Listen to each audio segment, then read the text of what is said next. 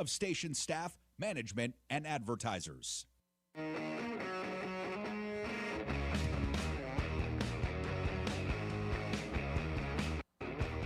All right, what's going on, everybody? Hope everyone's doing well out there. Happy Wednesday, happy hump day. It is Pushing the Limits. Welcome, everybody, within the ever-growing PTL family, PTL Nation. We appreciate you guys being here. And, of course, the YouTube page, which is at PTL Radio Show, the website, which is pushingthelimits.live, the Really American Network, which we are so happy to be a part of as well. And we appreciate you guys being here. Big show lineup for you today. Obviously, there's a lot of breaking news and a lot of stories that we are going to be covering today, including we've learned that a portion, like 1% of the Epstein files, will not be released. That's right. A judge has made that decision. We're going to talk about Trump wanting American history, but not when it comes to black history. We'll explain that in a little bit. Do you guys remember the huge controversy and speculation that Ohtani was betting on baseball? Do we remember that? And then this whole controversy about his interpreter who was making these massive sports bets. Well, the guy who's facing time in federal prison and could be facing up to 20 years, his name is Brian Bauer, and he's going to be joining us on the show. He was an illegal bookmaker who took billions and billions of dollars in bets. So we're going to ask him, is there any chance that Ohtani was a part of this? He's going to be sentenced here in a few weeks, so that should be an interesting interview. That'll be in hour number 2. But I want to start off with this story because I find it so despicable and so disgusting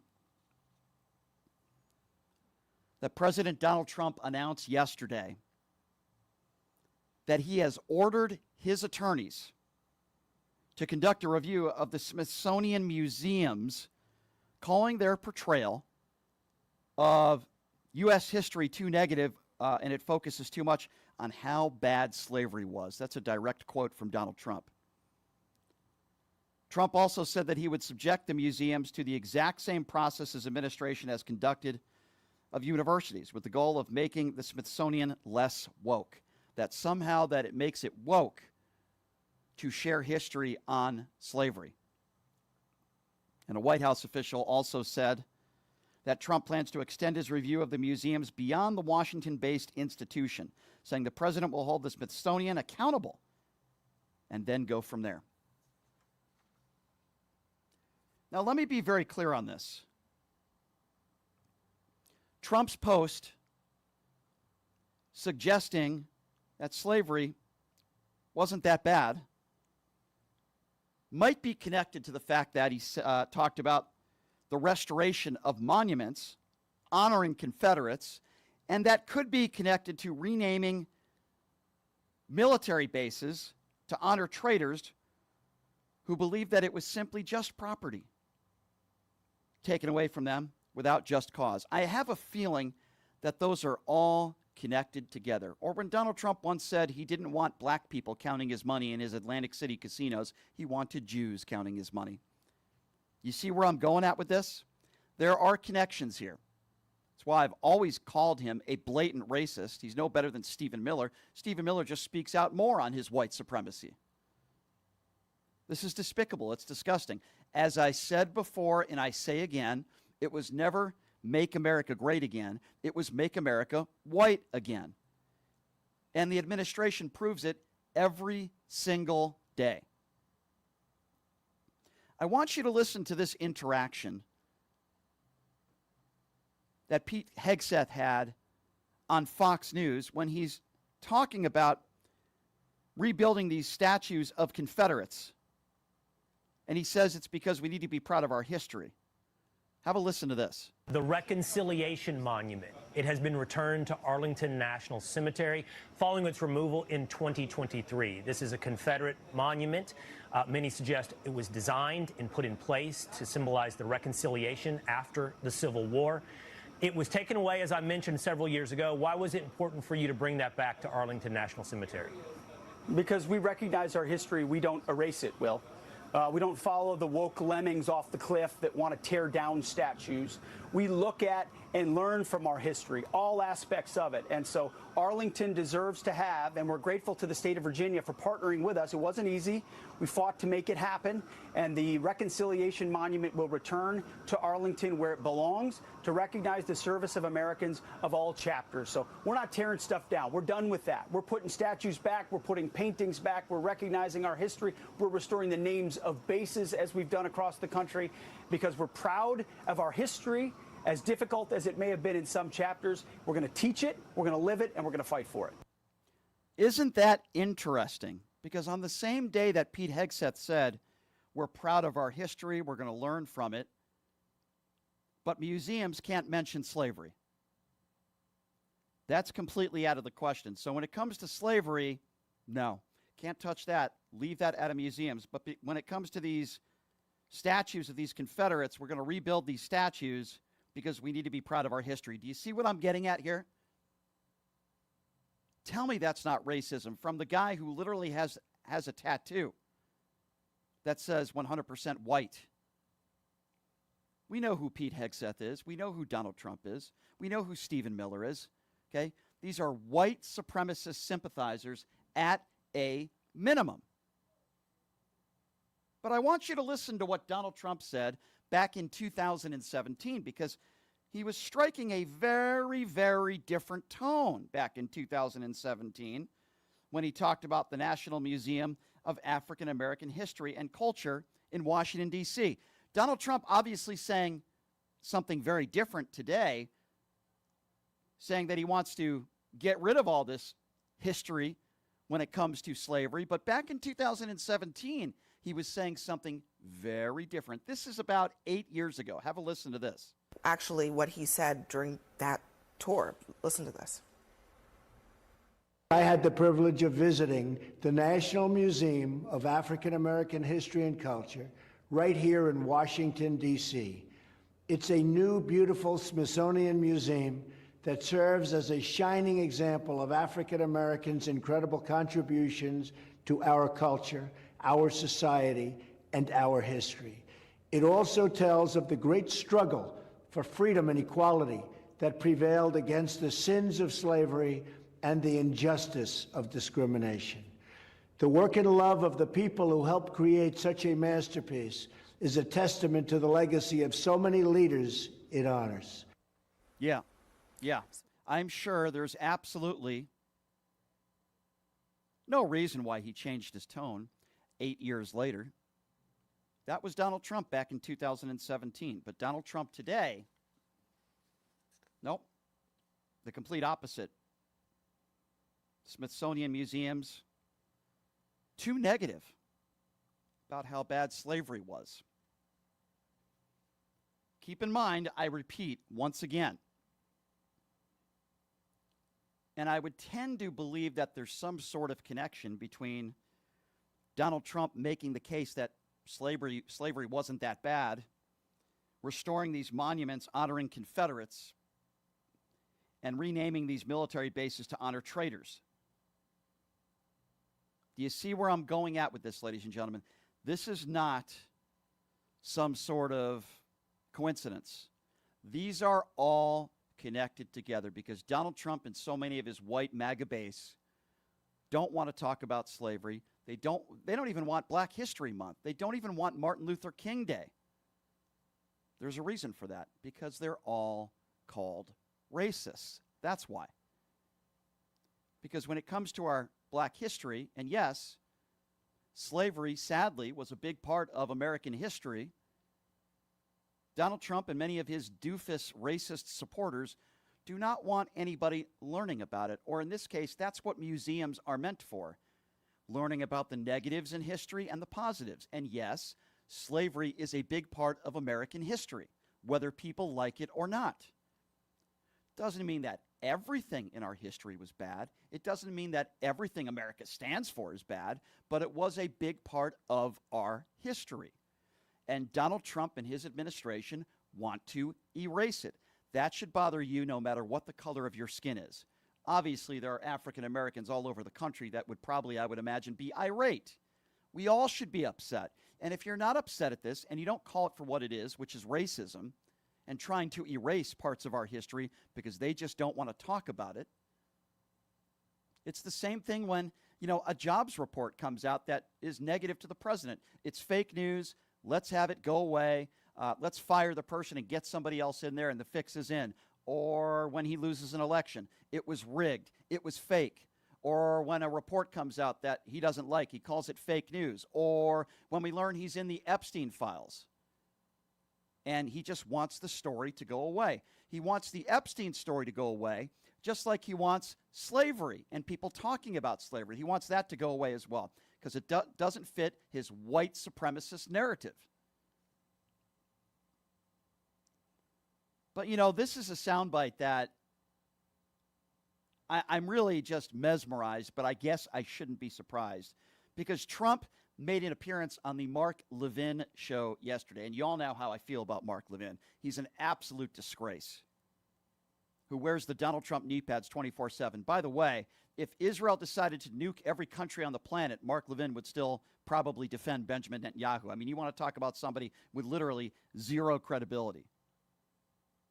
But Donald Trump, in talking to Mark Levin on his radio right-wing echo chamber show yesterday, was talking about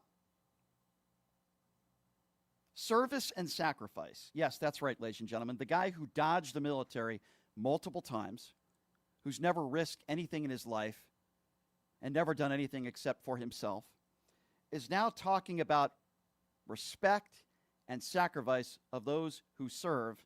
And have a listen to what he said about the war. Worked with your friend Bibi. He's a good man. He's in there fighting. He's fighting. They're trying to put him in jail on top of everything else. How about that? He's nuts. He's a war hero because we work together. He's a war hero. I guess I am too. Yep. Nobody cares, but I am too. I mean, I sent those planes. Did he just say he's a war hero? Did Donald Trump just say that he is a war hero? Did I get that right?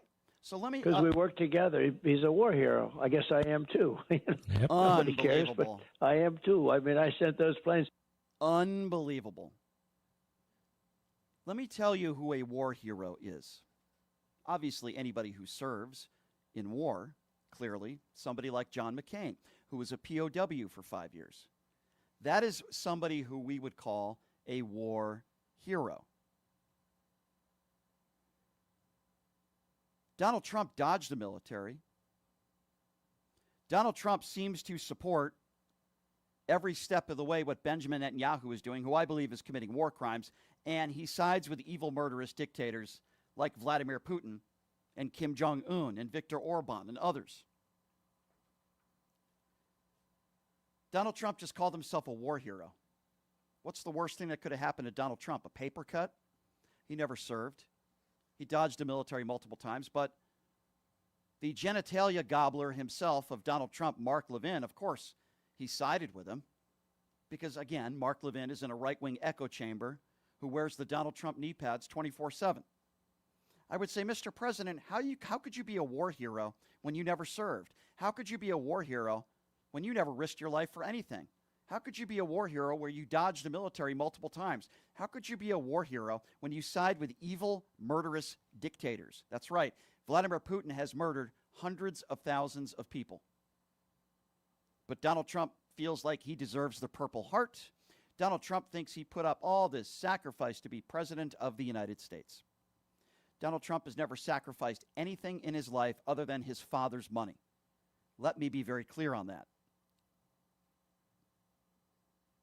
Donald Trump is no hero. He's certainly no war hero. He's a coward. And he's been a coward his entire life. You know who Donald Trump is afraid of? Women. Powerful and intelligent black women. People like Barack Obama, who Donald Trump wishes he was. Donald Trump is scared of anybody who disagrees with him. Donald Trump is scared of anybody who challenges him. That's why he always goes on the offensive with the name calling. Donald Trump is a weak, I was going to say little man, but we all know that's not the case. Maybe underneath, under the waist.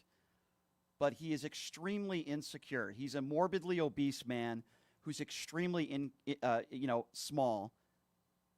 And, you know, as long as you coddle to his ego and praise him, he will be on bended knee for you. Look at what he's doing for Vladimir Putin because he looks up to evil, murderous dictators. The last thing I would call Donald Trump is a hero, certainly not a war hero, the man who, again, is a draft dodger and an adjudicated rapist and a woman abuser, a liar, a disgraceful human being. And no, I'm saying these things as fact, not opinion, and it's not because I have Trump derangement syndrome. For the people out there that have Trump fellatio syndrome, if you think this is okay, that in our museums in the United States of America, that we shouldn't be talking about slavery because that's quote unquote woke, then you might as well put on your white hood, or maybe you were one of those people that stormed the Capitol on January 6th. You're disgraceful. You're pathetic. Speaking of pathetic, if I may, because I haven't brought up this name in a little while, I'd like to bring up Nancy Mace. That's right, Nancy Mace, the disgrace. I want you to listen to this appearance she made on Fox News yesterday because she sounded like she was on drugs. And by the way, she might be. I don't know. So on one hand, in this interaction on Fox News, she accuses Biden of turning a, quote, blind eye to Ukraine, and then in the next sentence, attacks Biden for giving too many assets to Ukraine, then pivots back to Biden for slow-rolling aid. I mean, it's mesmerizing. It's crazy. But then we know Nancy Mace is mentally challenged and she needs some help. Listen to this exchange she had on Fox News. She sounds like she's a little bit confused. Russia invading Ukraine in the Donbass region happened under the Biden administration, and they turned a blind eye. They turned a blind eye to it. In fact, when the war first started and America gave many assets to Ukraine, there was a slow roll by Biden's State Department to provide assets and resources to Ukraine when the war first broke out. So we have true leadership in Donald Trump, and I thank him every day for his leadership both on the Ukraine conflict and his dealings with Russia, but Iran and Israel and peace in the Middle East potentially. I mean, he's just shown great leadership that when we are strong, when our country is strong, there is peace, can be peace everywhere. Thank you so much, Congresswoman Nancy Mace. It's great to see you again. Yeah, great to see you, Nancy. Thank you so much. So on one hand, he didn't do enough to help Ukraine. On the other hand, he gave Ukraine way too much aid. Which one is it, Nancy? You seem to struggle to define what a man or a woman is, and you seem so threatened with transgender women using women's bathrooms. Maybe you should get a mental health evaluation yourself. Is it Joe Biden aided Ukraine too much, or he didn't do enough? Which one is it? I'll tell you my criticisms of Donald Trump now. He's not doing enough to help Ukraine, and he's siding with Vladimir Putin. And Zelensky is in a situation now where Vladimir Putin is saying, we want this land from you that doesn't belong to us, or we're going to continue this war. What the hell is Zelensky supposed to do? And Donald Trump is siding with the evil, murderous dictator, who is not Zelensky, who is a guy by the name of Vladimir Putin, who Donald Trump rolled out the red carpet for, which was a disgrace to this country. So here's what we are going to do. We're going to go to the YouTube Super Chat when we come back, where your questions and comments will be read. We will take your phone calls at 702-221-7283. And here is what I am asking all of you. Donald Trump yesterday making the announcement that he thinks that these museums are too focused on how bad slavery was. He doesn't think slavery was that bad. I want to know what you guys think about that. Is it just a coincidence? Or is this the history of who Donald Trump is? He doesn't want to talk about black history. He thinks it's woke. I want to get your opinions on that. Maybe some of you agree with him. Maybe some of you think that there's too much talk about black slavery in our museums. If you think that's the case, I want to hear from you as well. So we're talking a little bit about that. J.D. Vance and Stephen Miller embarrassing themselves in Washington, D.C. today, while all the protests were going on in D.C., from concerned Americans that do not want the National Guard there. J.D. Vance and Stephen Miller decided to not just attack the media, but attack the people that were peacefully protesting outside. We'll talk about that as well when we come back. We'll go to the YouTube Super Chat, and as I mentioned, we will take your phone calls at 702-221-7283. Take a quick break. We'll be back right after this in 90 seconds. You're listening to Pushing the Limit.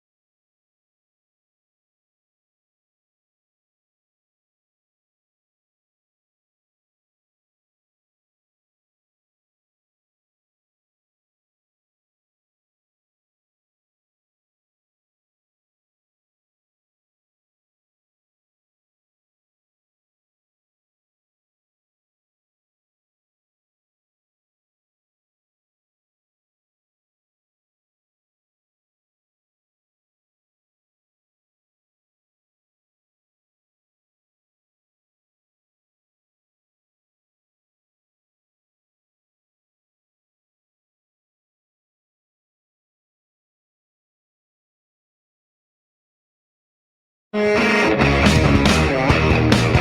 right, welcome back.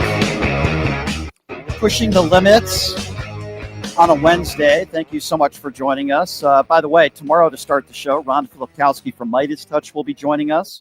So we certainly look forward to that to start the show tomorrow. Some other special guests will be joining us on Friday. So stay tuned for that. What have we been talking about today? Well, we've been talking a little bit about President Donald Trump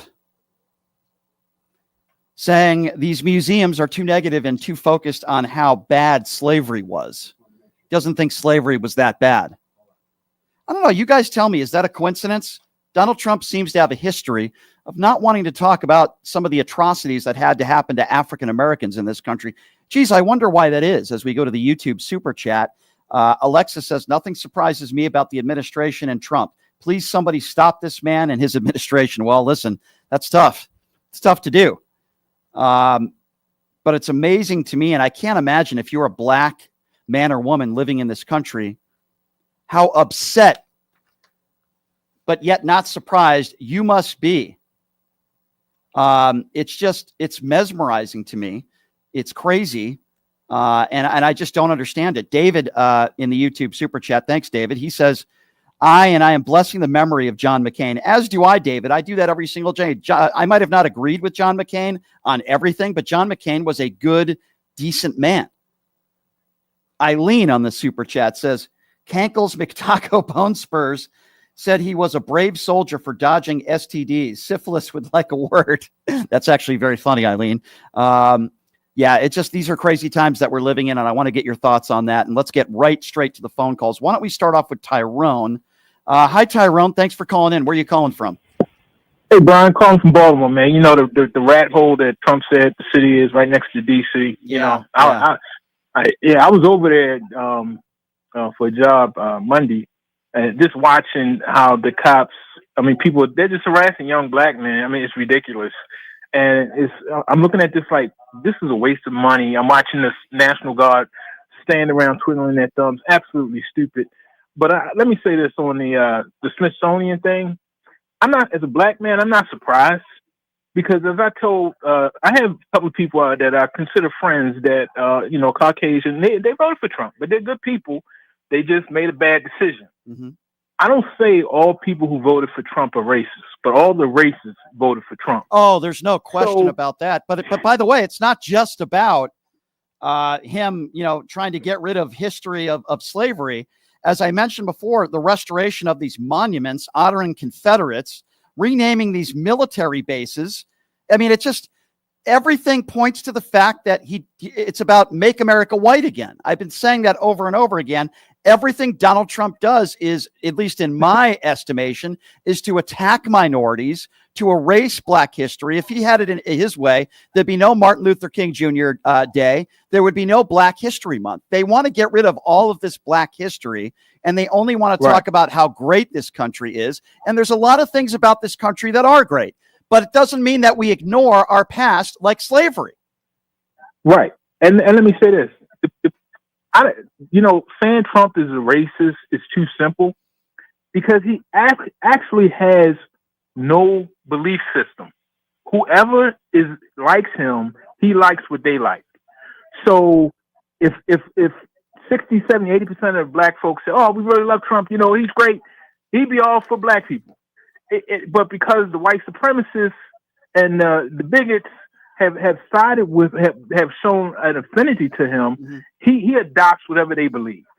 So he's even more dangerous than a George Wallace, who was an ardent racist, because he believes whatever the last person in the room tells him. And that's really dangerous to be in a position as a president.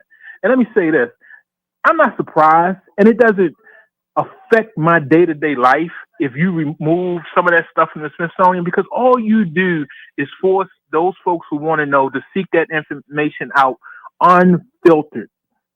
So the only concern I would have is when he's gone from office, is that history reflects on him appropriately, which shows the demagogue and disastrous president and person that he was. And as I tell people now, I say he may not be a pedophile, but he's pedophile adjacent. I agree. So, I agree. I think what we need to do is we need to put a picture of Donald Trump next to David Duke, and on the other side, Jeffrey Epstein, because in my opinion, that's who Donald Trump is. He's a guy who associated himself with pedophiles, because I believe he's a pedophile himself. And he's a guy who associated himself with hate groups. That's who Donald Trump is. And we all know the saying, ladies and gentlemen, you are who you hang out with. Tyrone, I do appreciate your call very, very much so. Good luck to your Ravens, my friend. And I appreciate your phone call. Stay safe out there in Baltimore. 702-221-7283 is the number to call. Let's go to Chuck. Hi, Chuck. Where are you calling from? Hey, Brian. I'm calling from Charleston, South Carolina. Thank you. What's on your mind today, Chuck? Man, Putin has got dirt on Trump. There's no doubt about it. They had a video when he was with two Russian prostitutes, and that's when they was pissing on him. Well, I don't know. I don't know if that's true or not, but here's what we do know. Okay, Chuck. We know that Donald Trump has been siding with Vladimir Putin for years. We know that Donald Trump has taken the side of Putin over Zelensky. We know that there's something there. Now, it could be that Donald Trump just looks up to evil, murderous dictators. I certainly think that's a part of it. But I also do agree with you that Putin has to have something on Donald Trump. I actually think it's financial. I think it's something to do with money. Now, that could be real estate. That could be anything. I don't know. I happen to think that it has something to do with money. But what we do know is that Trump has been wearing the Putin knee pads for years. And I hope one day we find out why. We might never find out, but it's not going to help in negotiating with Zelensky in Ukraine. Does that make sense? Yeah, it makes sense, man. I appreciate it. I love the show, Brian. Thank you, Chuck. I just hate the situation, brother. So do I, Chuck. I'm with you, my friend, and I appreciate you calling in. Thank you so much for the phone call, and I'm with you, my friend. I hate the situation as well. I hate everything. I hate what's going on in the Ukraine, where innocent women and children are being murdered. I hate what's going on in the Gaza situation and the Israel-Palestinian conflict, where innocent Israelis have died, innocent Palestinians have died. There are children that are starving to death. I hate it. I hate the fact that the richest people in this country are getting some of the biggest tax breaks in American history, while those that are living paycheck to paycheck and those that are struggling are getting hit the hardest. I hate the fact that there are so many Americans in this country, many of whom who are actually working, that are going to lose their medical coverage. I hate that. I hate the fact that our National Guard is being deployed out to cities in America when local law enforcement can handle it on their own. I hate that. And I hate the fact that so many good people in this country that might not have the proper paperwork, even some American citizens, are being kidnapped by ICE agents that are not even identifying themselves as ICE agents. And people are not getting due process. There's a lot of things in the first 7 months that I hate. And I got to be honest with you, I didn't think that it would be this bad. 702-221-7283. Let's go to Mark. Mark is next up on PTL. Hey, Mark, what's going on? Good afternoon, Brian. I made a request last week, and I'm hoping you can follow through in getting Lev Parnas on the show. Yeah, I can get Lev back anytime. I'm friends with Lev. And that would be great. Yep. Lev will come back. He has a lot to say. Sure. He has a lot to say. Sure. And the things he said that are coming down the pipe, you won't believe. Yeah. There was a video of a 6-year-old girl being swept up off the streets in D.C., along with her younger brother. Why? Because they were not white. That's horrible. I saw the video on YouTube. Horrible. As far as your question, what's our opinion on if Trump is a racist or not? Well, there are not opinions. It's really not an opinion. If people would just go to Mary Trump or buy her book, Trump used the N-word at the dinner table like we would say, please pass the salt. Oh, I know. Please hand me a napkin. He is a pure racist. Absolutely. Always has, always will be, because we knew that back in the 70s. Yep. I agree. Okay? I agree. Now here's something that you might not like, and you might not condone what I say. And I'm going to be extreme and radical on this. I've been thinking about this. And how long are we going to allow Trump to take away democracy? Because in 2028, when there's no election, we have turned the corner and we would be a fascist country at that time. And I believe it's going to happen. Now, I value this country more than his life.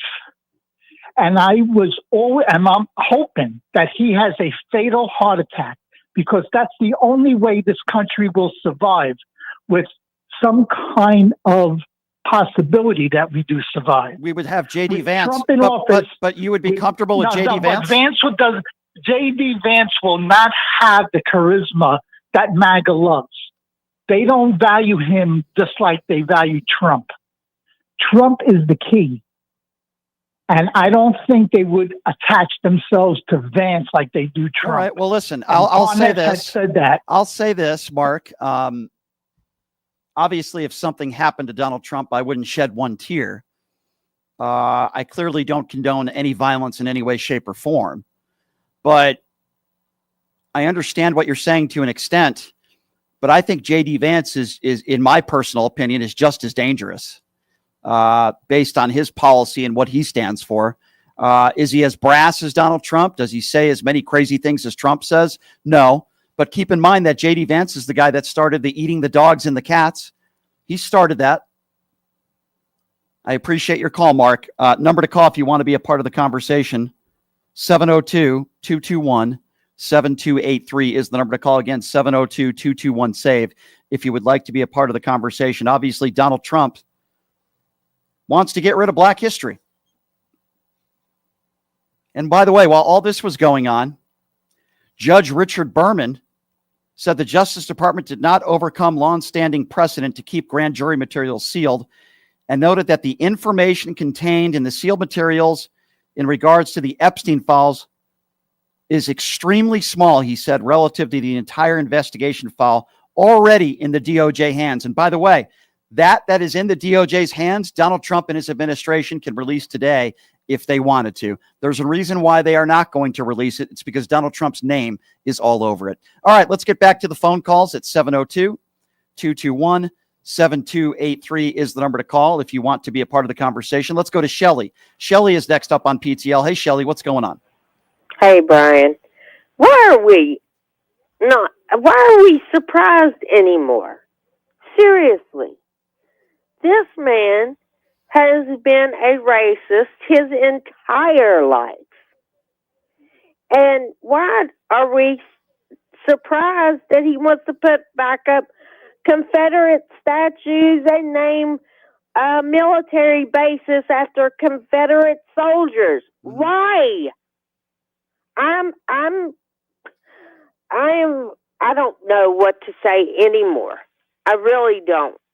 But this man really pisses me off. I am so sorry. But really, I can't hardly take it anymore. Can you imagine I'm like you. being an African American living in this country, knowing that your ancestors, members of your family, were slaves, and then you have Donald Trump, who's basically let's not mince words here. Basically, Donald Trump is saying, I don't want slavery talked about in any of our museums anywhere. They want to ban books. They want to ban books. They call them all DEI hires. They want to erase Black History Month. They want to get rid of Martin Luther King Day. It really is a disgrace. And then people say, Brian, where's your evidence that Donald Trump is a racist? If this isn't evidence, I don't know what is, quite frankly. Brian, I'm sorry. I don't want to interrupt you, but because I know how you go off, but not on people like me, but, crazy people. But he does not want slavery talked about. He removed Martin Luther King's picture or bust, right? They removed it from the Oval Office, which, Shelley, in my estimation, is absolutely and positively despicable. And it goes to show you who Donald Trump is.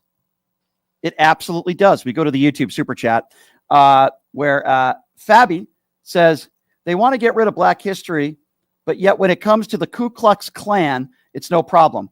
What else is new in this Christian society? Well, I completely agree with you, and I agree with your sentiment there. I think you're 150% accurate with what you're saying. They want to get rid of all this Black history. They want to get rid of anything that could portray an African American and their ancestors as victims of discrimination in any way, shape, or form. They think that Black people as a whole have been treated exactly the same as white people. In fact, some of these people think that white people are the ones that are oppressed. How can you have a good faith conversation with somebody like that? It's insane. 702-221-7283 is the number to call. Let's go to Kirk. Hi, Kirk. Where are you calling from? Hey, calling from Maryland, Brian. Love the show. Thank you. Keep up the good work. McCankle's taco tits. He ain't going to take our country down. I hope not. We just got to keep fighting. It, brother. Well, we do. And I think it starts with the midterms in 2026. It has to start there. I applaud all the people in Washington, D.C. today that were protesting peacefully against J.D. Vance and Stephen Miller meeting with some members of the National Guard. They really got to them, and I applaud those protesters for being there and doing that. And we have to keep fighting. You're right. We have to keep calling out what this administration is. This is white supremacy is what it is. This is a racist, bigoted administration that attack minorities. They attack people, the poorest people in this country, and they succumb to their rich friends and evil, murderous dictators. That's exactly what this administration is. I have evidence and proof of that, and I talk about it on this show every day. It's not an opinion, it's a fact. Well, the simple fact is that you wanted to know, is he racist? Look at his mega band of followers. Right. 90% of them do nothing but preach to white supremacy. I agree with you. And it's like our first caller who was African American, who made a very good point. It's not that everybody who voted for Donald Trump is racist, but every racist voted for Donald Trump. But if you support him, you back that too. Well, I agree. I think I agree. You empower that message. I don't disagree with you on that. I agree with you 150%. At this point, and he makes a very good point there, if you're still supporting Donald Trump at this point, then yeah, you are backing his racist policies. You are backing this sort of bigotry. I agree with that caller. He's right. At this point, if you're still supporting this man, then obviously that's what you support. And I don't want to hear, well, I don't agree with him on everything. That's like saying, well, I don't agree with Adolf Hitler on everything. You know, the man had style. He did some good things for Germany. I don't agree with the Holocaust, but I don't disagree with him on everything. Yeah, that's what you're doing with Donald Trump. That's right. I'm going to start making those comparisons now because I have had it with this guy. He has no regard for human life. He has no regard for women. He has no regard for human beings that are struggling, living paycheck to paycheck. He doesn't care if 15 million Americans lose their health care coverage. What would you call that other than an evil, murderous dictator? That's what Donald Trump is. Let's go to Nancy. Nancy is next up on PTL. Hey, Nancy, where are you calling from?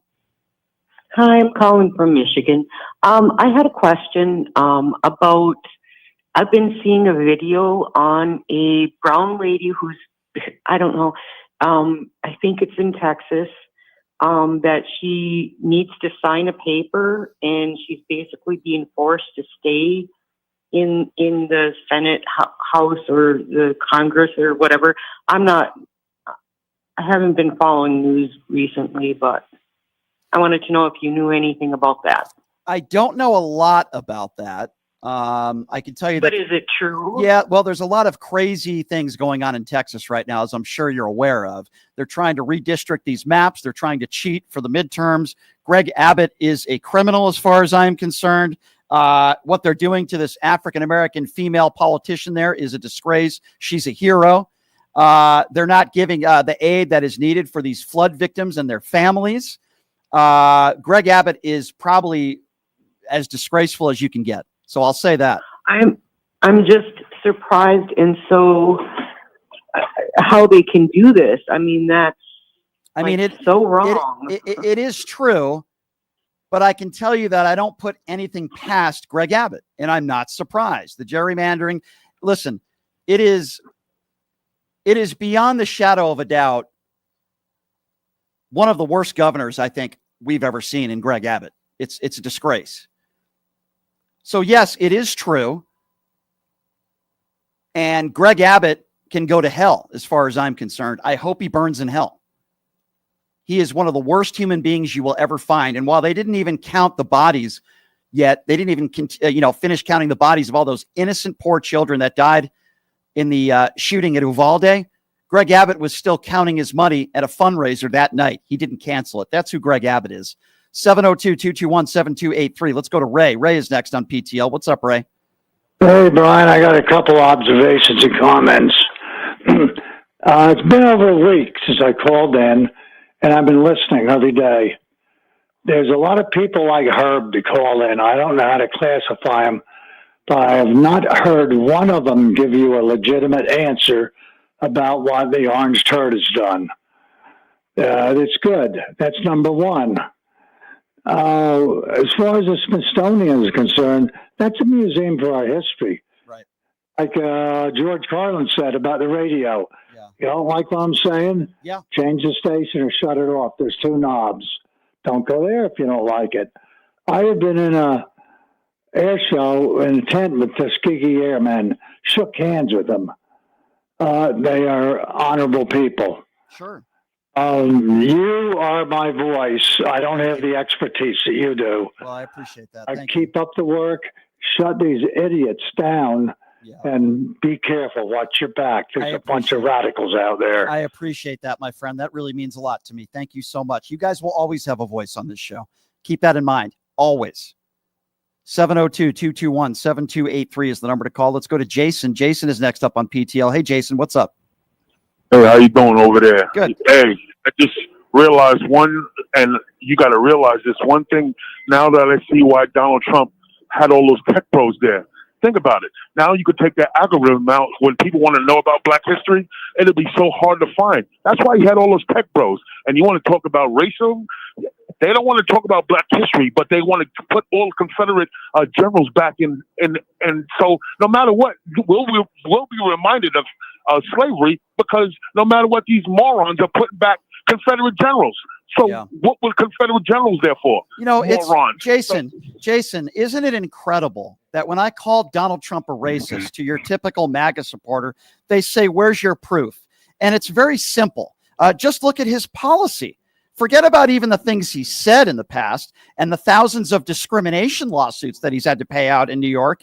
Think about it. Suggesting that slavery wasn't that bad, restoring these monuments that you were talking about with these Confederates, renaming these military bases. I mean, do these idiots think that that's just a coincidence? He has a history just by policy in proving that he has no respect for African Americans, that he wants to erase history when it involves slavery, unless it benefits him or his white supporters. I got two more points to say. Two more points. Yeah. Number one, like that man said before, if you support Donald Trump on anything from now on, you are a racist. I don't care what you got to say. You're a racist. And number two, where are the black maggots now? Where are the black maggots to prove, oh, he's not a yeah. They all look like morons. Candace Owen and the rest, all morons. Yep, you're right. Leo Terrell, Candace Owens, Larry Elder, who's done this show before. They're a bunch of clowns, Jason. I appreciate your call, my friend. Thank you very much. And I agree with you 150%. 702-221-7283. Let's go to Paul. Paul's next on PTL. Hey, Paul. Hey, buddy. Hey, I was going to call him that Texas thing that lady called about. So this is what happened. Basically, when those congressmen came back from being out for 2 weeks, they came into the chamber and they were required to fill out this quote unquote permission slip contract that they would get a police escort back to their house and essentially be under 24-hour surveillance until this morning. And then they would have to come back to Congress and be there for the vote for the gerrymandering. And what happened was Congressman Nicole Collins said, hell no, I'm not going to write that damn note. So they forced her to stay in Congress since Monday. Locked doors with security guards would not allow her to leave the Congress for 2 damn days. That's what happened. Yeah, So I saw a clip where she was speaking to the former Vice President Kamala Harris, and Harris was giving, which I thought was a very heartfelt moment. And it goes to show you what I've always said about Kamala Harris. She's a good, decent woman, and I thought that was a very emotional moment. It's insane what they're doing out there, isn't it? It's insane, Paul. It is. I'm gonna keep it 100 with everyone's saying, and I made a video today on YouTube. I'm going to say this. Everybody can be upset at the plantation owner sitting in the White House because that's what he is.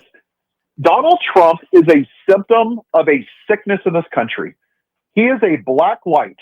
And I understand that people want him out of there, but the reality is, Brian, that white people have ignored this issue for too damn long. If we would have stood up with Rosa Parks and Martin Luther King and John Lewis, if we would have not sat behind our white privilege and done something then, we would have addressed this. We didn't have progress the last 60 years. We suppressed it like a dam. And this plantation owner came in and said, hey, Billy Bob, with your treat, people like Herb, little trailer park trash that want to worship their orange daddy. Hey, you know what? Take off your white hood and put on a red hat. Don't be a closet racist anymore. So even if he leaves, we still have to deal with this. He's a black light. It's like going to a hotel room. Donald Trump is the black light. You can take the black light away, Brian, but the racism is still there on the sheets. Right. That's what we have to deal with. You're right, Paul. You're right. Great call as always, my friend. I appreciate you. You're right. I mean, members of Donald Trump's administration might as well wear Klan outfits if they support this policy. I could not agree with you more, my friend. 702-221-7283. Let's go to Frank. Frank is next. Hi, Frank. Hey, Brian. Thank you for taking my call. I have a little bit of what happened. I saw vlogs on YouTube that Donald Trump is signing to ban voting machines. Now, how stupid is this man? I don't know. I'm sick of it. I'm sick every day. Well, I think Frank, we're all sick. I get sick to my stomach when I have to watch the news and I have to look at people on the right that defend this guy. I get sick. I really do. I get sick to my stomach. So, Frank, I'm with you. We're all suffering with this, man, but we can't normalize it, and we have to continue to call it out. Let's go to Andy. Andy's next on PTL. What's up, Andy? Hey, man. Sorry, I missed most of the show. Probably just got in. 2 points. First, 14-year-olds treated as adults in the criminal criminal justice system. Have you heard about that? I have. Yep, I have. Janine Pirro's been talking about that. Yep. Considering the Epstein situation. Yeah. And secondly, here's the thing regarding Trump. In my opinion, he's just a puppet. It's Stephen Miller who's scheming and just pushing out Trump with a couple of talking points. Because as you hear, he'll come out with a couple of talking points and then just waffle on about any old crappy thing. Yeah. I think Stephen Miller is the person that people should be more concerned Well, I mean, about. he's used some of Hitler's language. Let's just call it for what it is. He's used very similar language. And Stephen Miller is probably the worst human. I mean, he might even be worse than Donald Trump. Perhaps the worst human being that ever set foot in the White House.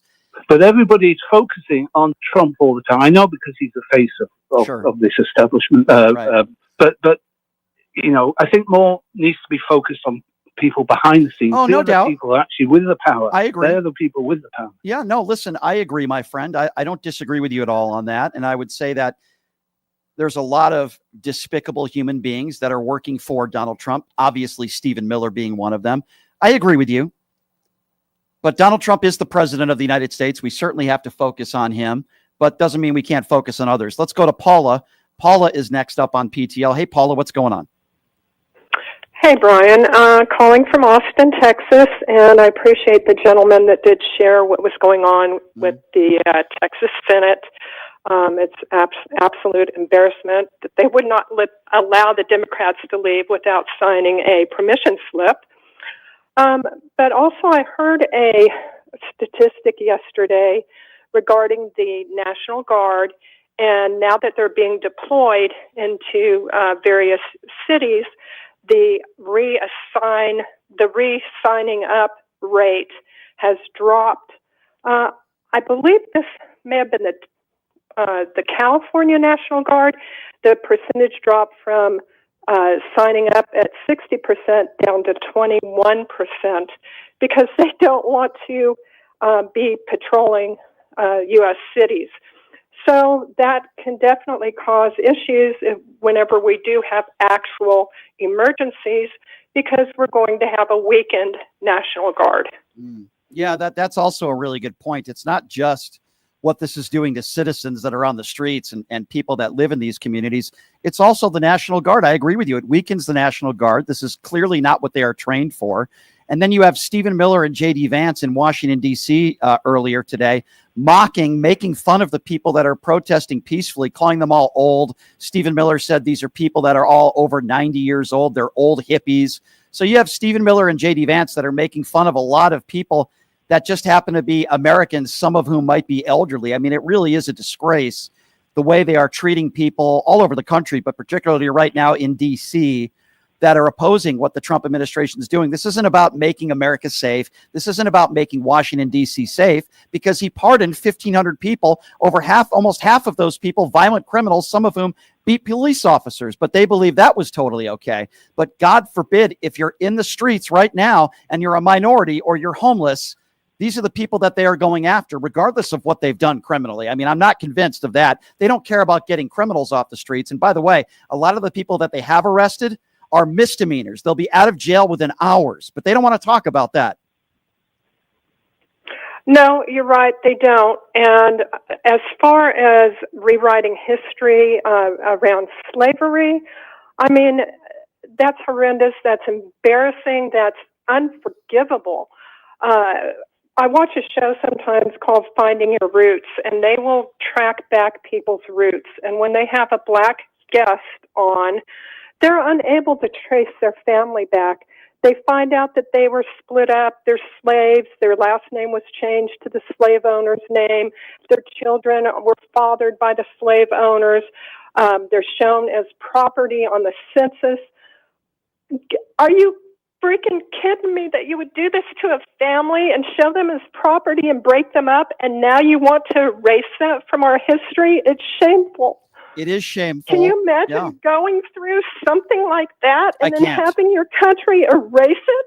I can't, and I am ashamed. And my heart, my dear, goes out to all these families that are being broken. And my heart goes out to all these people that are being treated unjustly because of the Trump administration. I'm with you. I hear your passion. And that's why, I love my listeners here, because I know the overwhelming majority of you are very informed, very educated, and compassionate people.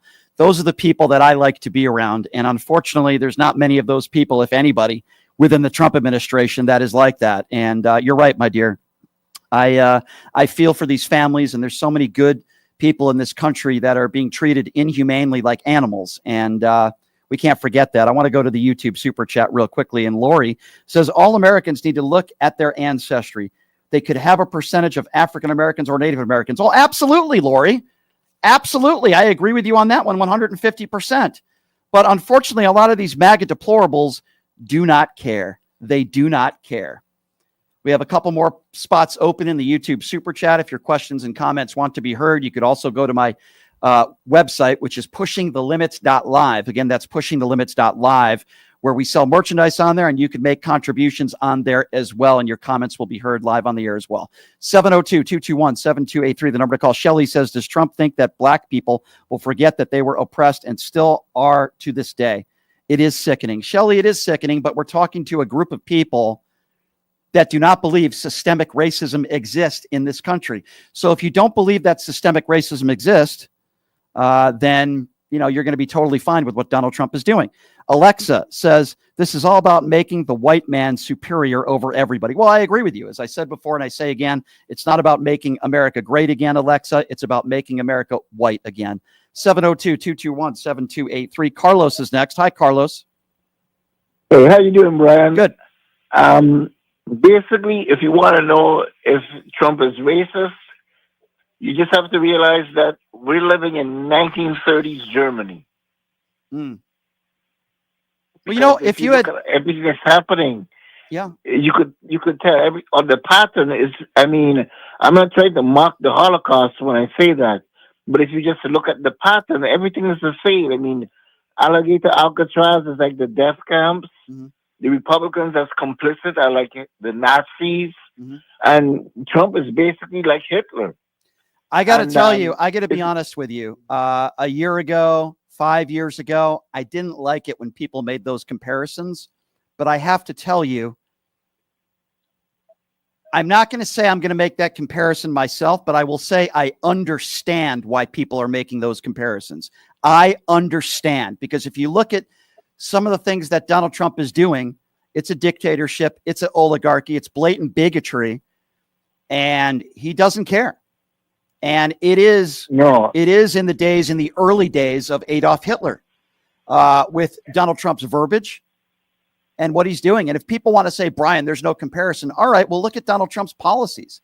Look at what he wants to erase from history. Look at the difference between the way he treats brown migrants and white migrants. Look at the way he treats people based on policy, white people and brown people. I mean, it's overwhelmingly obvious. And also, don't forget.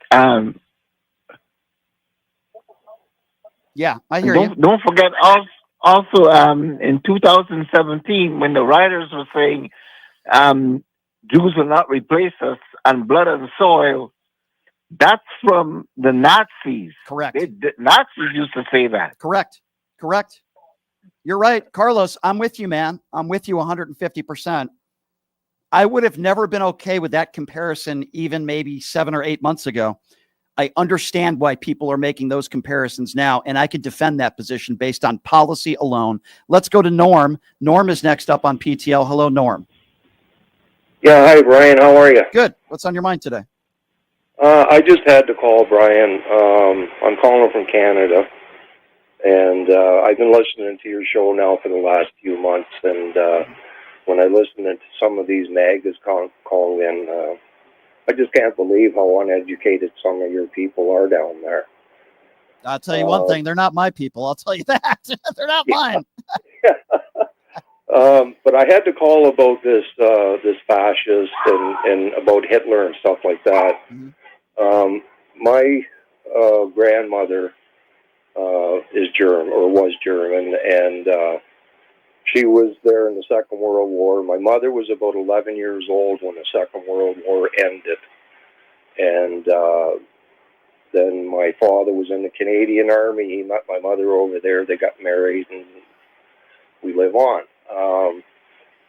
But when my grandmother come over, she emigrated to Canada, and I can remember the story she used to tell me about how Hitler divided her people with hate and anger and everything.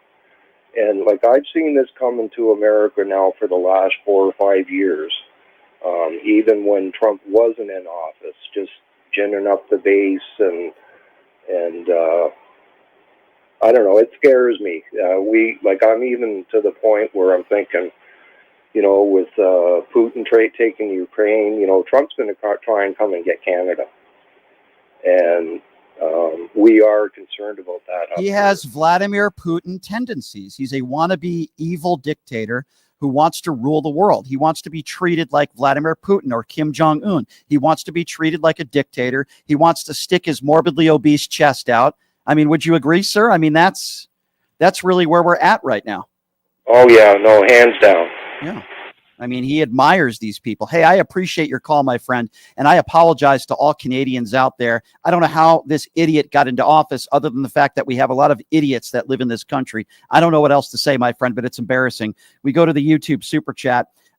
Immortal Suspects, thank you so much for your generous donation. Immortal says, I pray for the day when people like Pee Wee German, Stephen Miller, and Caroline Levitt get what they deserve. This is heartbreaking, what they're doing to us, disgusting behavior. Immortal, I agree with you, and I think there will be a place in hell for so many of these people in Donald Trump's administration, of course, including Donald Trump himself. I agree with you, Immortal, 150%. These are horrible people, bad people, racist people, people of hate who lie for Donald Trump, who lie for the 34-count felon every single day.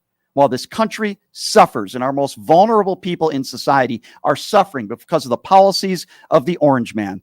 702-221-7283 if you want to be a part of the program. I can understand why the MAGA callers today are afraid to call in because you can't justify what he's doing with the Smithsonian. You cannot. Let's go to Carl. Carl is next on PTL. Hello, Carl. Hey, how you doing? Good. Good. Okay. Listen, I've mentioned this before. And in my background, I know these things that when whatever your parents' way of thinking is, and you're raised that way, 95% of the people follow that same thing. And Trump's father was an obvious racist member of the Ku Klux Klan, and you picked that up. You can't do anything about it. And today he's trying to erase any background of Black Americans, whether it's from museums or books or whatever. He wants to completely erase the presence that they ever were here. Like the people coming from South Africa who came, his way of looking at it is, if you're white, you're all right. If you're Black, stay back. They don't want anybody coming into this country unless they're pure white. As you always say, it's make America white again. And Carl, that's exactly what it is. That's exactly what it is, Carl. It's exactly what it is. It's make America white again. I've been saying that. I've been saying that since day one of the Trump administration. It's make America white again. You're right, Carl, and I appreciate your call. Let's go to Aaron. Aaron is next up on PTL. Hello, Aaron. Hey, how's it going? Good. Sorry, I couldn't get into the podcast stuff today, so I don't know what the topic is, but I'm just curious. Like, I'm from Canada, right? And we're watching up here, and I'm like, holy crap, what the hell is going on down there? You know, you got Trump, he's going into Washington, decimating democracy, and people can't see this. Like, are they that blind down there? I don't think it's that they're blind. I understand why you would say that. I think a lot of these people are very ill-informed and they're ignorant. I think some of these people are despicable and they don't care. I think that's another part of it. And I think there are people out there that, unfortunately, some that support Donald Trump, that support what he's doing. Like, don't get me wrong. I am the right, but this extreme right's getting out of hand. And, all I see what's going on down there is all I can remember is reading the book 1984. right now. It's nuts. What happened to the Republican Party? What happened? To be honest, I'm not totally sure. I'm actually on Canadian with the Conservatives, but even that's getting out of control. You know, the racism. I'm First Nations. I used to be in law enforcement, but my PTSD keeps me from that now. Right, right. And I just don't understand how people can support this guy who's, first off, a pedophile. Second off, he says he enjoys law or respects law enforcement. He's proven he doesn't. Like, I just don't understand how people cannot see this. Yeah, I It's don't. crazy. I don't either.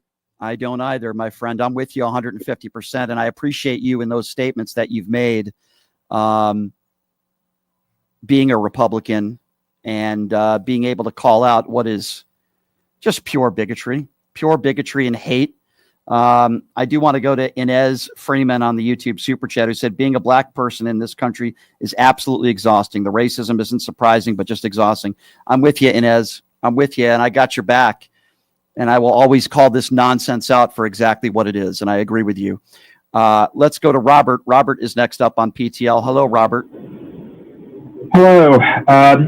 Thank you for letting me have a chance to speak. As a United States protected citizen who's disabled, I wish to elaborate on some issues that I've been seeing. On LinkedIn, last year, I was caught up in what I consider a sting operation by MAGA and LinkedIn. They basically posted they basically gave me a feed of very discriminatory acts and language towards a disabled man, another disabled man who goes by the name of Joe Biden. I got banned for literally speaking out and asking why is this even coming up in my feed. I addressed it with LinkedIn. I addressed it with the people, and I'm the one who got banned. I've been banned for a year off of LinkedIn. I have not been able to find work because so many companies want LinkedIn profiles. I can't have a LinkedIn profile. I have this tied up in court. I have contacted Senator Warnock as well as his aid of labor, and I feel that this right here is another cog in this machine that isn't being exposed because of Donald J. Trump targeting Black history as a ruse, as a fog, while he's destroying the abilities of this country to be able to have a Department of Labor and a working and functioning EEOC. I don't know what else to do about it. I just want to bring this up. I want to put a spotlight on this because this is really, really hateful to people like myself and people who have empathy. But because of this guy, literally empathy is going down the. Yeah, let make no mistake about it. Listen, when Donald Trump mocked a handicapped journalist, if you recall, back when he was running for office, I think this was in 2015. That's all you need to know about this guy. He disrespects people like you, people. I don't even like to use the word handicapped, people with some disabilities that are no fault of their own. He disrespects and he attacks the most vulnerable people in this country. They could be minorities. Okay. They could be immigrants. They could be people in this country that have some disabilities, people in this country that are poor, that are living paycheck to paycheck. Donald Trump only coddles to the elitists, and people like you are the ones that he mocks and suffers for it. If anything, we should be more understanding, more receptive to people like you. But instead, this is what we get. Let's go to Kathy. Kathy's next on PTL. What's up, Kathy? Hey, Brian. I was listening to your conversation, and I think a part of this also has to do with classism. Because if you recall about the Constitution only applied to those white men who owned property. Women weren't allowed to vote or have any say within the Constitution, and Black slaves were considered 3/5 human. But now, if you look at the way that history has gone on, white people were always told by the elite that your whiteness makes you a little bit of a level better than what what black people are or what other minorities are. It's your whiteness that is key for you. If you've ever noticed, if you see people becoming influent, particularly people of color who become influent, and we have had cities in this nation where we had affluent people like Black Wall Street and what have you, and we were doing business within those our own communities. There were bigots that would always come and tear them down. Well, can I ask you though? I agree with what you're saying. I want to ask you, what would be your message to those who are defending Trump when it comes to saying it's too negative and we don't want to focus on how bad slavery was in some of our museums? What would be your message to them? My message to them would be, this is a part of our history, whether you like it or not. And until you actually reconcile your own feelings about slavery, about our history, Black history is America history. Until you can see that this is all a power play between the elites to keep you from siding with the poor people so that you could also have political power, we're always going to have this problem of racism in here. Because quite frankly, if you dig down, it is racism sells. Racism is a big selling point to people. And until people can organize and people can get together and say, you know what? The CEO who's making 300 times more than the people that actually are working hard to make that CEO rich, they deserve to participate in the wealth as well. Until you get people that will, band together and stop using race as a tool to divide us, nothing will ever change. We have to have a reconciliation in this country if we're ever going to have change. Very well said, my dear. Very, very well said. I don't think anybody could have said it better. I could not agree with you more. I'm up against a break here. I do really appreciate your call. In the YouTube super chat, Britt Zerker says Trump is trying to norm slavery because they want it back. They want rich people to own anyone who is poor or a minority. I wouldn't put it past Donald Trump and his administration. That's what they mean when they say make America great again. That's when they think it was great. All right, so we'll take more phone calls a little bit later on in the program.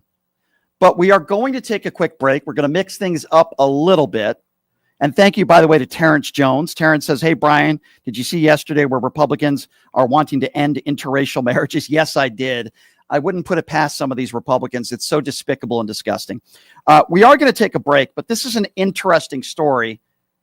We're going to take a break from politics for a moment, but we remember the Ohtani scandal, the best baseball player and arguably most popular player in the world, and he was accused of betting illegal gambling, and his interpreter is going to jail. Well, the guy who actually took those bets from Ohtani's interpreter, who's also facing jail time, is going to be joining us next. His name is Matt Bowyer, and he's going to be joining us next on the show. Be back with Matt after this. It's Pushing the Limits right here on KSHP.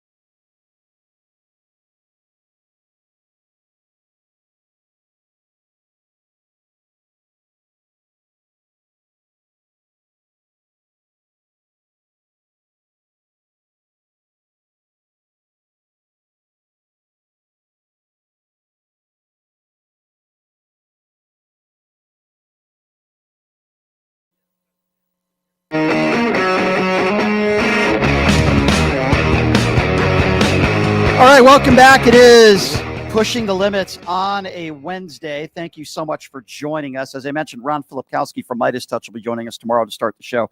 So we remember this huge story, right? And it was huge. It crossed over to news, sports to news. It involves gambling. It involves arguably the most popular baseball player in the world. Do we remember when Ohtani was being accused of betting and gambling on sports, maybe even baseball? Well, it turns out it was his interpreter that was placing these large bets. And the person we have with us right now, his name is Power. He's the author of Recalibrate Redemption Story in Real Time, from billion-dollar betting and Vegas high roller suites to 29 federal agents raiding his home. He collected billions of dollars in illegal bookmaking bets, and from one of those people was actually Ohtani's interpreter, and it made national news. Matt, I do appreciate you coming on. How are you? Great, man. Thank you for having me. I appreciate it, Brian. Yeah, there's so many questions to ask for you and congratulations on this book. But I want people to understand what you are going through right now, because you were raided by the FBI and now you're facing prison time. Is that correct? Can you tell people about that? Yeah, so obviously I was raided October 5th, 2023, 29 FBI agents at my house and a dog. And after about an 8-hour, 9-hour search and, them taking everything out of here, here we are almost 2 years later. I'll be in front of the judge next Friday at 9 a.m., August 29th. And I'm looking at probably my recommendation right now from prosecution is 15 months in prison. Okay, so a little over 2 years. How much money in illegal sports bets do you think you've taken over the course of your lifetime? Oh, geez, $1 billion. $1 billion. Wow. Well, yeah, I mean, think about it. Just him alone, he bet $326 million. So Ohtani's interpreter. Yeah, Ipe Mazahara, $326 million in less than 2 years. I want to ask you about that. Obviously, I'm sure everyone's asked you the $1 billion question. Is there no doubt in your mind that Ohtani had anything to do with any of these bets at all, and he had no idea what was going on? Oh, no, there's doubt. There's doubt, plenty of doubt, actually. But I don't have any doubt that he was the one gambling. I definitely don't believe he was ever wagering. The doubt that really remains, where only two people know, which is going to be, of course, Ipe and Shohei, the truth, is did he know and help aid in a bet by loaning him money and allowing him to use his money to pay the gambling debt or to continue to feed it? That's the part that's a little bit in question. What do you think? What do you think the answer is to that? My personal opinion is this. If you have, I'm sure you have a lot of great friends in your life and you gamble, you kind of gamble together. And if you're at a casino and, you run out of money and your buddy goes to bed and you have his chips, let's say it's, for argument's sake, $10,000, your buddy knows you're good for it. No big deal. You probably ask him, hey, I'm going to dip in for $1,000, or 2,000, whatever percent it is, not expecting you to take the whole 10,000. It very easily could turn into, as we know, chasing, gambling. You just wipe out the whole 10,000. Next thing you know, the next morning you go to him and say, look, I owe you 10 grand. I took it all. I was chasing the dragon. I kind of believe that in the beginning, this is just my assumption, that he allowed him to use some of the funds to cover the debt. And I think he just kept tapping into that. And I don't think Ohtani knew that he was going to wipe out $17 million, which of course is a drastically ridiculous amount of money. And, because Ohtani is so driven and so amazing at what he does and so locked in, people say, well, how would he not notice? I get that. That's a very accurate statement to make. But he had another bank account that was all for his endorsements that clearly was 10 times more than what he was receiving from the Angels back then. So I believe that Ipe was just tapping into the Angels' money, and that's clearly my assumption. And I believe that he was chasing the dragon, trying to win back the money, and it just kept getting worse and worse over time. And I just believe that Shohei just was focused on playing baseball. That's truly my belief. But So did he know about it? I Yeah. still think he helped him in the beginning. That's just my opinion. So would you consider Ohtani a victim here?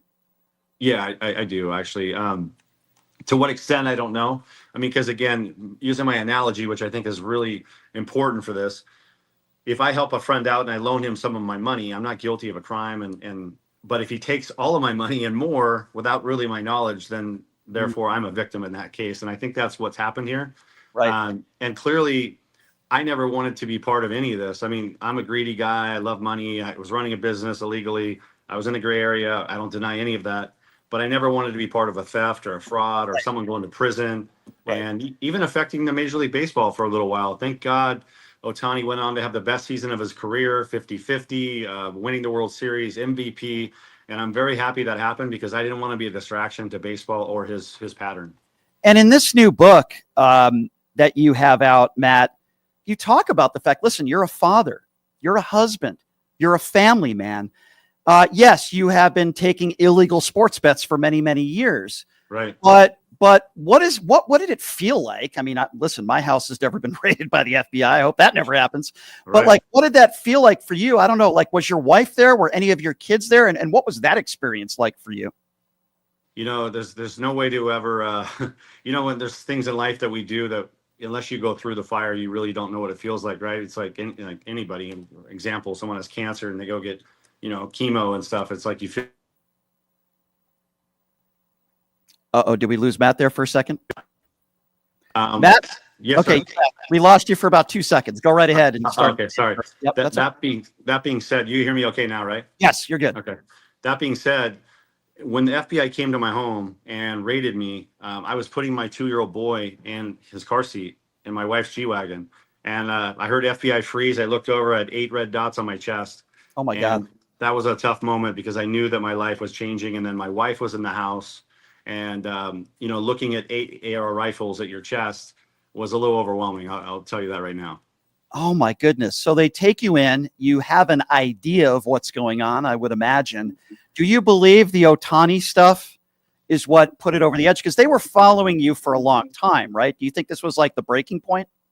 I don't believe the Otani thing had anything to do with it. To me, it was all based on the Las Vegas, which you living there, you understand my name was pretty running pretty rampant in the last 2 years there because of this case. Mm-hmm. And the truth be told, the money laundering and all the money that came through casinos through illegal activities is definitely being, I'm going to say, honed in on right now in Las Vegas, which is hurting their numbers drastically. And because of that case that started with Resorts World, I believe that's what led down to me eventually, which is, you know, the Otani thing was just what came out of that. And you've had days, right? Correct me if I'm wrong, where you've lost 7 figures gambling yourself. Yeah, I mean, I bet 4.6 million on the Super Bowl in 2023 before I was in trouble, which is the biggest bet I've ever made in my life, by the way. But thank God I got lucky and won. But I've lost $1 million on, you know, sports bets many times. And tell you the truth, you know, getting high on your own supply was something I was very guilty of. I was definitely I was a gambler. I was in a casino almost every 2-3 weeks, really, on a private jet somewhere, going to these casinos, firing at the biggest levels in the world. What is it like for somebody to have $4.6 million on a football game? Can you please describe what that feels like? The dopamine rush is nothing you could describe, to be honest. I would describe it as the best sex you've ever had in your life times 10. Maybe even being on a roller coaster that is impossible, that flies into outer space, because the dopamine rush is incredible. There's no question. But, you know, people would look at me and say, you're an imbecile for putting that kind of money in a game. And I understand that argument. But when you're gambling at the levels I was, every bet got bigger and bigger over time. And in fact, if I never got in trouble, I probably would have bet 6 million on the next year's Super Bowl. Wow. And the point is like, it wasn't the amount of money. It was just reaching that level of making the game overwhelmingly exciting. And sadly, you know, for a guy who loves gambling and has an addiction to it, you just want to bet more, because if you bet less than you did before, then it isn't quite meeting that, you know, dopamine rush that you're looking for. At least in my case, I'm speaking for myself. Right. No, understood. So if you don't mind me asking, you're a guy with means, right? You've got a nice house, a beautiful family, but like, what are they doing to you financially? Because what did they do to your bank account? What did they do to the money that you have? You know, I paid every dollar in restitution or in full before I've even seen the judge, which happens less than 1% of the time. Wow. I took a home loan on my property. I paid 1.6 and change, just under 1.7 million. And so I've paid them in full. That was the charges and fines and penalties and everything. So in truth, I'm cleared with them. And good for you. The reality is, though, is that I don't make the money I used to. So now, you know, keeping my lifestyle in order and trying to, you know, keep afloat kids in schools. And, you know, I got rid of all the fancy cars and the Rolls Royce and Bentleys. That stuff's all gone. I don't even care about that. That's material things. But I'm just trying to maintain a normal good lifestyle for my family, really. So I'm trying to understand, like, if I was ever put in a situation like this, like, what do you say the day that you go to prison? The last time you see your wife, I mean, obviously, I would imagine your family's going to be able to visit you, but like, what do you say to your wife? Like the day you go, what have you thought about that in your mind? Like, what am I going to say to my family when I have to say goodbye to them? Like, what? Yeah, it definitely crossed my mind every which way, right? That's why I barely sleep anymore. The anxiety level is very high. Going to prison would be 10 times easier on me if I didn't have children or a wife. Knowing that they're going to be okay and I've got them covered financially with our mortgage and home and all that it makes me feel better. But being present as a father, that's the biggest failure I've ever had in my life to this point of 50 years is like not being able to provide and protect and be available. So that's actually the biggest failure I've ever had in my life, and no matter all the falls I've had. So that's the struggle. But I just tell her, well, obviously we have a great relationship. We have a really good family, and it's a bump in the road that we have to learn. My thing about my book, and Recalibrate's the name of the book, it's on Amazon, is to show mindset, show the strength of when you have adversity, you have to overcome it. The reason I've made the money I've made in my lifetime is because of that, is my mindset and my ability to fall and get back up. And it's something I talk about in my book drastically because, I was the largest retail commodity trader in the world for 11 years. Everything I've done, I've been number one or, very successful at. So I'll come out, I'll overcome this adversity. There's no question. It's going to be a little harder being a 50-year-old felon. And I can't get a state license and there's going to be some challenges, but it's nothing I can't handle. It's my understanding that there might be a movie in the works. Can you share any of that?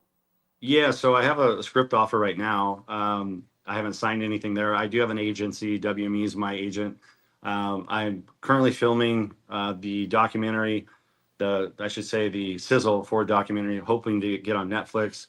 Obviously, my book was rolled out a few days ago. I've already sold 1,000 copies in the first 24 hours, which is nice because I'm not really promoting it. And, don't even know how to promote it. I'm learning all this stuff. I self-published it. But I'm just attacking everything like I always do. Head down, push everything out myself, and just be myself and be transparent.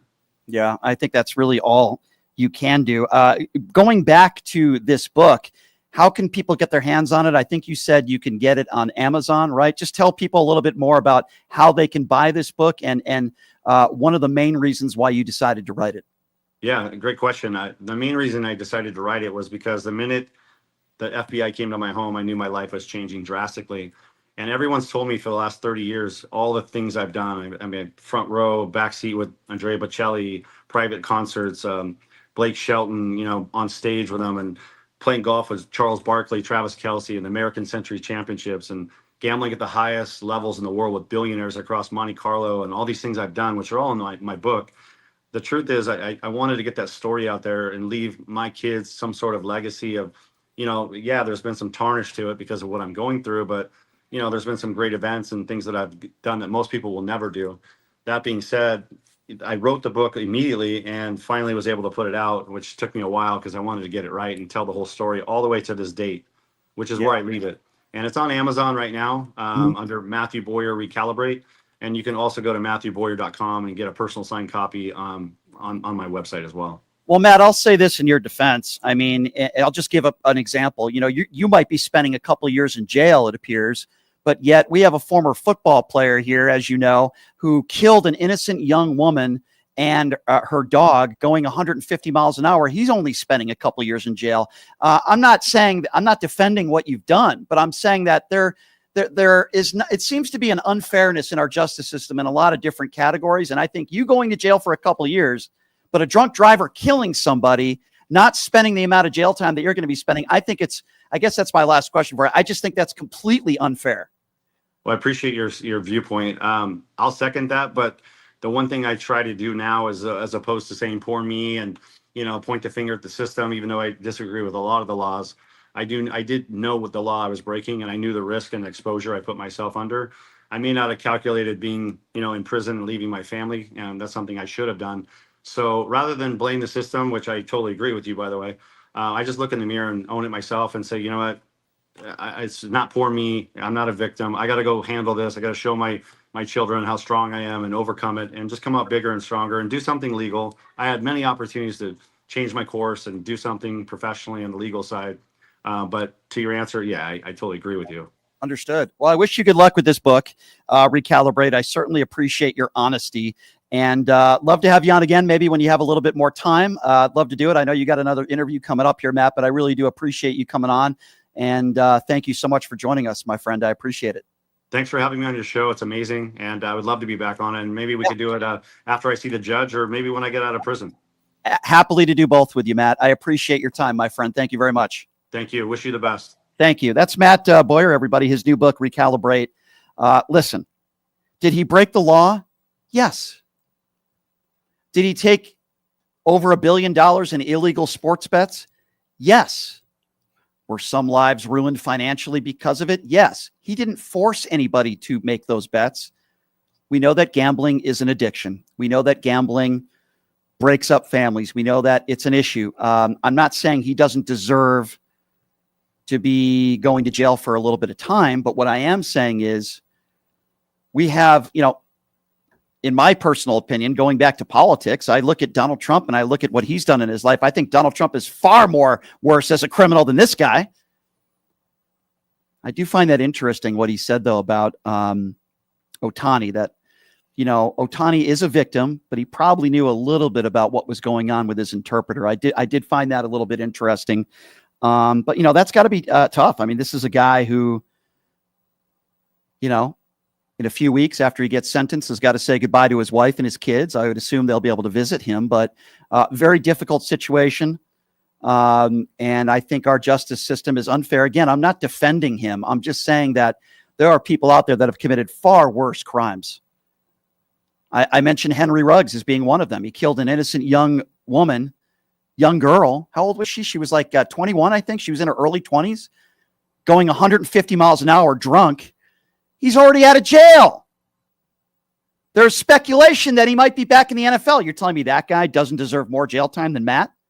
You're wrong. At times, I call it the injustice system. And I believe that's what we see in America every single day. And going back to what we were talking about earlier with Donald Trump, there's too many injustices out there. I'm not saying Matt doesn't deserve to pay the price. That's not what I'm saying. What I am saying is that there are way too many inconsistencies out there for people that commit some atrocious, horrible crimes. And yes, I'm just using Henry Ruggs as an example, or Donald Trump as an example, or a guy like a Steve Bannon, for example, or people that are in the Epstein files, and Donald Trump refuses to release them. I don't care whether it's a Republican or a Democrat in the Epstein files. I don't care. I want people held to account, whether they're a Republican or a Democrat. And that is the fundamental difference between Republicans and Democrats today. Democrats today are saying, if Bill Clinton's in there, if Democrats are in there, release the files.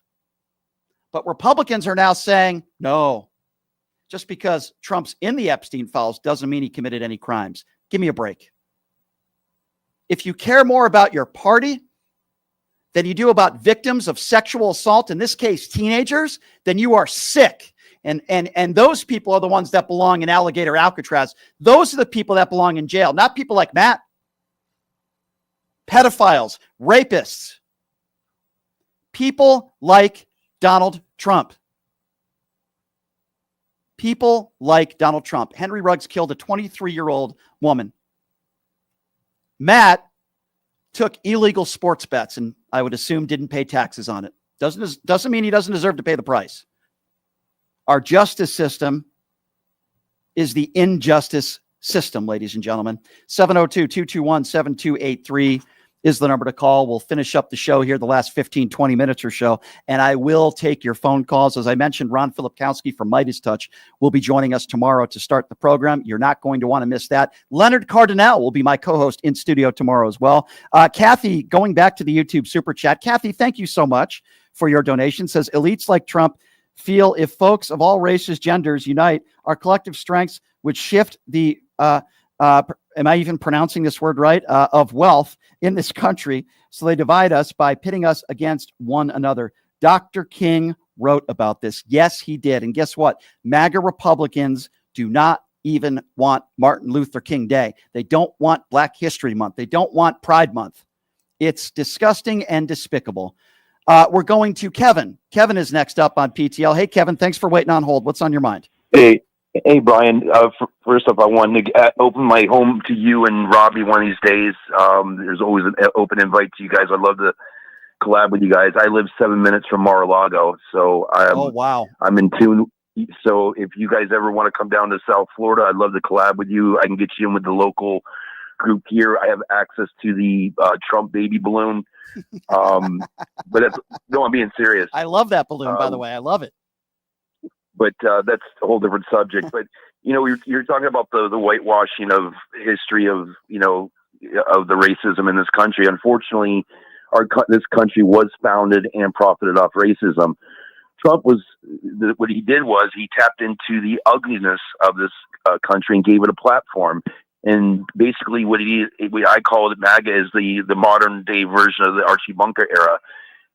Rush Limbaugh was the original MAGA. And, back then they at least used dog whistles. I remember I grew up here in South Florida since 1977, and, the AM station here is a right-wing station, WIOD 610. It's a fascist, station that's always been around since the 80s, with a duck or Clay and Buck or those knuckleheads or whatever, they're on that show. Buck Sexton and Clay Travis are some of the worst people on earth. Oh. Yeah.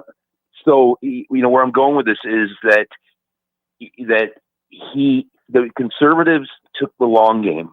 When we elected Barack Obama, our first black president, they started localizing everything from the mayors to everything, and it took over 10 years. But look, they've won, Brian. Unfortunately, they took the long game. Conservatives sat out elections for many, many years because they were mad at the Republican Party. Now Trump has given them the white Christian nationalist utopia they've always wanted, as well as dismantling government. He's killed 2 or 3 birds with one stone with Trump, right? And again, if Trump left tomorrow, okay, I still firmly believe there's no putting toothpaste back in the tube. The damage that this man has done. And I talked to you last week about it. With the Democratic Party, they are oarless, with no oars in the boat, floundering with no direction. I mean, I told you before, they ran the same playbook that Trump is a bad man and lost. I mean, that's what scares me, is that we have an opportunity to hopefully stop the bleeding, even though it's a little bit of a Band-Aid, to stop the bleeding in a year and a half, whatever it is at the time. And I just don't know. I'm hoping America woke up. But the thing is, though, is the Cuban community down here, they want to be accepted in the Venezuelans. They want to be accepted by the white man so bad that they vote against their best interest. And that's the thing, is the Latin vote. Yes, the Democratic Party has taken minority votes for granted. Okay. But, where are these Latins going to be? Where are they sitting right now? Is my question, because they are part of the biggest difference. And the other flip side of the coin is the black community. The men stood home. Black women came out in groves to vote, but the black men were mad that Kamala Harris was married to a white Jewish man. Correct. Yep. And so Brian, again, my home is open to you and Robbie. If you guys ever want to come down, I would love to. I would assume you're talking about. I would assume you're talking about Robbie Road Steamer. I would assume. Yes, I would. I'd be an honor to collab with both of you. I mean, we can go by boat or by truck by Mar-a-Lago, and maybe do whatever you guys want to do. What's funny? You know what's funny? Like, I haven't been to Florida in a long time, and the guys from the PBD podcast invited me to do their show because I guess it's in Florida. And I said, well, I'm not going to fly down there to do the show. Can we do it virtually? And they said, no, you have to come here. But if I do go to Florida, I'll kill 2 birds with one stone. And I'll do the PBD podcast, and then, shoot me an email, brother, and I'll hit you up. Brian, listen, to eternity, because, you and Robbie and you guys are a lot younger than me, man. You guys are the future of the sane Americans in this country. And I'm hoping that, I'm hoping that your podcast will, even if we change 2 or 3 votes to somebody that sat at the election, at least we're moving in the right direction. And hats off to you, my brother. Well, thank you for the phone call, my friend. That means a lot. I appreciate you, and I'm so glad that there are people like you out there. And I'm honored that people like you out there listen to this show. I really am. I say this every single day, and I mean it. idiots like Sean Hannity will say it, just to kiss ass, but I really mean it. Overwhelmingly, the people that listen to this show that are part of the PTL family are really good people and informed people and compassionate people. This is what America should look like. I really mean that. The people that listen to this show, all colors in the crayon box, people all over the country and all over the world that call into this show, I hear it in your voice. Passionate people of empathy that care about your fellow man and woman. I hear it in your voices, and I'm just very humbled. The listenership that has grown here with PTL. And I love you guys for that. So thank you, sir. And you know what? If I ever do get out there to Florida with Robbie Roadsteamer, I'll let you know. I'm going to meet him in person in December. We're going to hang out. So I will let you know. And that is true, by the way. The PBD podcast did invite me on their show. And I was talking with the producer. I was talking to Patrick Bet-David, too, because I'd gotten into it with their side piece co-host, as I like to call him. I like to call him The Situation. Or I called him, what did I call him on the Pierce Morgan show? I called him Jersey Shore, yeah. And he freaked out on me. And I guess they wanted me to come on and have an all-out, duke-it-out debate with him, which I more than gladly would do, even though his veins would pop out of his neck. But I'm not going to just fly down to Florida to do a podcast, take the day off from work, and then come back. Sorry, I'm not going to do that. If I ever go down to Florida to take a vacation, or if Donald Trump invites me to Mar-a-Lago to check out some classified documents, maybe I'll fly out there. But if Ron DeSantis invites me to get a signed white boot, maybe I would consider it. But in all seriousness, I'm not going to fly out there to Florida just to do a podcast. I don't care if it's Joe Rogan. No, I'm not going to do it. Number to call, by the way, is 702-221-7283 is the number to call. Lori on the YouTube Super Chat says the NFL should ban the player who killed the young lady and should have more time in jail. Money talk. Yeah, Lori, I agree with you. I've been talking about that Henry Ruggs case, not just because it's a local story, but it became a national story. You're driving 150 miles an hour, drunk off your ass, and you kill an innocent 23-year-old woman and her dog, and he had a weapon on him. He should be in jail for the next 20 years. And on good behavior, okay, maybe 10 years. The fact that he is already out is disgraceful. And it goes to show you it doesn't really matter what the color of your skin is. If you have a lot of money, you get a slap on the wrist. Look at Bill Cosby. How many women did he rape? He's a free man right now. It sickens me. 702-221-7283. Let's go to the MAGA Destroyer. It wouldn't be a show without Darlene. Hey, Darlene, what's going on? Hey, Brian, I'm going to say two things real quick. First of all, I want to tell all the black people out there, you are beautiful and you matter, and I will always have your back. Now, the second thing, Brian, I want to tell you, it's funny as hell.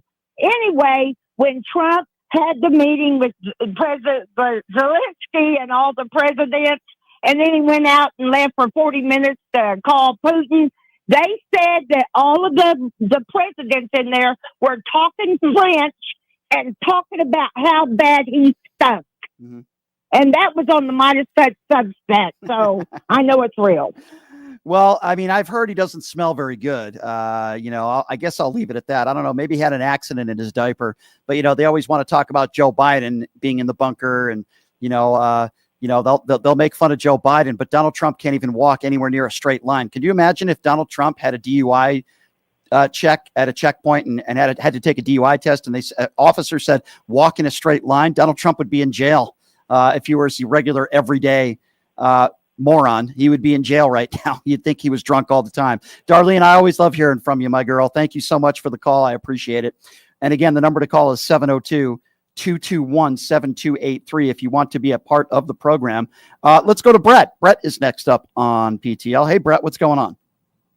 Hey, what's happening, Brian? Yeah, that Trump has a loaded diaper. I mean, when they have to put it down a blanket and Fox News on that white sofa, yeah, he's got a load. But I'm really close. If you ever get down here, I have a guest house at my place, and I'm like less than a mile from Mar-a-Lago. You're always welcome. You're less than a mile from Mar-a-Lago, so you have to drive by that place almost every day. No, it's close to the beach. It's Okay. like it's not like it's kind of a destination spot, and it's not where I go to the beach because there's like really no public beaches over there. But what the hell is yeah, I'm wrong really with that? close. What the hell is wrong with that state? You got Matt Gaetz in there. You got some real shady people that are working in government there. You got Ron DeSantis and his corrupt wife in there. I mean, there are some real there's classic a lot of idiots. screwballs. Yeah. Yeah, it's definitely loaded with idiots. But my neighborhood, it's all Spanish, and yeah, it's amazing. We've had this conversation before. That there's a lot of them. Like your last caller said, that they want to fit in so bad that they will support him and go in the direction of Trump. And they have Spanish stations that just push propaganda for Trump all day, saying how much he loves them. And, I hear it in the background. They listen to it in the house next door to me all the time. And it blows my mind. My neighbors even support them. And, they're good people. And I think that the propaganda has got the best of them. But, yeah, I just want to say, I'll shoot you an email, and you could always crash at my place too. And I'm a pretty good cook. As you can always hear, I'm chopping in the Well, I background. appreciate that, my friend. Get some of those Florida oranges in there. We love them, brother. I appreciate your call and the offer. Yeah, I got a killer mango tree in my yard, man. That's cool. Yeah. That's cool, man. I appreciate the Yeah, invite. it's beautiful That's here. fine. It's fine. It's a shame Listen, there's no so many offense. idiots here. No offense to you. You sound like a really nice guy, but why can't I get like a hot chick to call into this show and say, "Hey, you can stay with me"? I'm just kidding. I'm just kidding. Maybe you can. I'm just kidding, my friend. I appreciate the phone call and I appreciate that. Thank you so much. Some listeners, some PTL listeners out there in Florida that I appreciate you guys calling in, and I appreciate the support. I really do. I really do appreciate the support. Thank you so much. So I got to tell you, ladies and gentlemen, I never thought we would get to this point in my lifetime. I never thought we would get to the point in my lifetime where the National Guard would be called out to attack a bunch of brown people. I never thought that in my lifetime we'd have a president that suggests slavery wasn't that bad, or restore monuments honoring Confederates. I never thought that in my lifetime we'd be renaming military bases to honor traitors who believed that it was simply a property right being taken away from them without just cause. You see, Donald Trump and MAGA Republicans want to go back 40, 50, 60, 70, 80 years. They think America was great when women weren't allowed to vote. They think America was great when black people were owned. Or perhaps they think America was great when black people had to sit in the back of the bus and they had to use different water fountains. Well, ladies and gentlemen, let me tell you something. That's not what makes America great. Let me tell you what makes America great. The land of the free and home of the brave. The fact that anybody from any different culture or background can come to this country, hopefully, and live the American dream, and to be able to get a job and provide for their families, and to be able to live in peace. That's what's made America great. In hopes that everybody can be treated as equals. And we know, sadly, in this country right now, that's not happening. We go back to Martin Luther King's speech, "I have a dream." That's what makes America great, when you don't look at somebody based on their sexuality or their skin color or their religion, that you treat everybody on character. To me, that's what makes America great, to give everybody a chance, a fighting chance, as Barack Obama said. But I look at where we are today as a society, and I look at where we are today as Donald Trump running the show, and I'm very worried. And I don't say that to gaslight all of you. I don't say that Because I don't say anything on the air that I don't truly believe. People can say whatever they want about me, and people can disagree with me. They can disagree with my style. They can disagree with my opinions. That's fine. But nobody could ever accuse me of saying something on the air that I don't truly believe, because nobody pays me to say anything. Okay? These are my beliefs. These are my opinions. And I'd like to think that I am fairly educated and informed. And nothing I say on or off the air is fake.